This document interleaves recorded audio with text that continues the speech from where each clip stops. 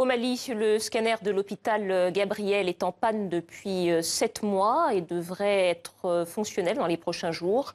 Le plus grand établissement public du pays doit faire avec du matériel vétuste, souvent en panne, obligeant les patients à abandonner les soins ou à se tourner vers le privé.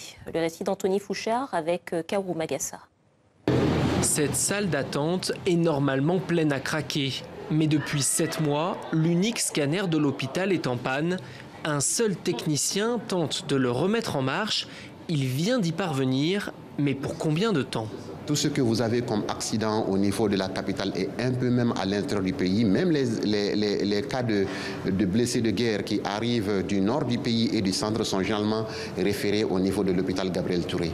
Et 98% de ces cas référés ont besoin de scanner. Malheureusement, cet examen élémentaire n'est pas faisable au niveau du CHU Gabriel Touré depuis le 7 septembre 2017, comme je l'ai dit. C'est vraiment dommage. L'hôpital Gabriel Touré est le plus fréquenté du Mali. Il est considéré comme la structure sanitaire publique la plus fiable. Des patients de tout le pays viennent s'y faire soigner. Kadiatou Menta souffre de la jambe gauche. Elle a fait 300 km pour obtenir un bon diagnostic, mais elle devra se contenter d'une simple radio. Ma maladie a commencé et je ne sais pas ce que c'est.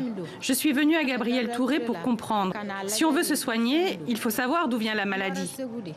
Le directeur de l'hôpital l'avoue sans détour, il n'y a pas de budget. Ce scanner a été acheté directement par le ministère de la Santé.